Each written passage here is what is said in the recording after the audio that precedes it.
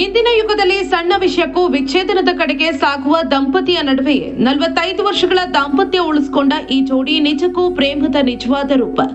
ಆದರೆ ಇದೀಗ ಅವರ ಜೀವನ ದುರಂತಕ್ಕೆ ತಲುಪಿದ್ದು ಕುಟುಂಬ ಆಘಾತದಲ್ಲಿದೆ.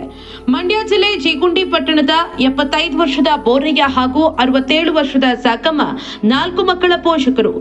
ಸಾಕಮ್ಮಗೆ ಗ್ಯಾಂಗ್ರೈನ್ ಸಮಸ್ಯೆಯಾದ ಹಿನ್ನೆಲೆಯಲ್ಲಿ ಏಪ್ರಿಲ್ 8ರಂದು ಶಸ್ತ್ರಚಿಕಿತ್ಸೆ ಮಾಡಲಾಗಿದ್ದು ಅವರ ಕಾಲನ್ನ ಕತ್ತರಿಸಲಾಗಿತ್ತು.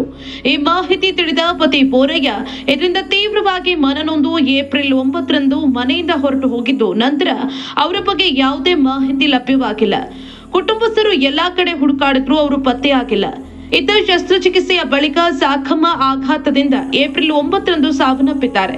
ತಾಯಿಯ ಮರಣದ ದುಃಖ ಒಂದು ಕಡೆಯಾದ್ರೆ ತಂದೆ ನಾಪತ್ತೆಯಾಗಿರುವ ನೋವಿನೊಂದಿಗೆ ಇಡೀ ಕುಟುಂಬ ದುಃಖದಲ್ಲಿದೆ. ಅಪ್ಪ ಬರ್ತಾರೆ, ಅಮ್ಮನ ಅಂತಿಮ ದರ್ಶನ ಪಡಿತಾರೆ ಅಂತ ನಂಬಿಕೆಯಿಂದ ಮಕ್ಕಳು ಹಗಲು ಇರುಳು ಕಾಯ್ತಿದ್ದಾರೆ. ಬೋರಯ್ಯ ಎಲ್ಲಿದ್ದಾರೆ ಅನ್ನೋದು ಇನ್ನೂ ಕೂಡ ಗೊತ್ತಾಗಿಲ್ಲ.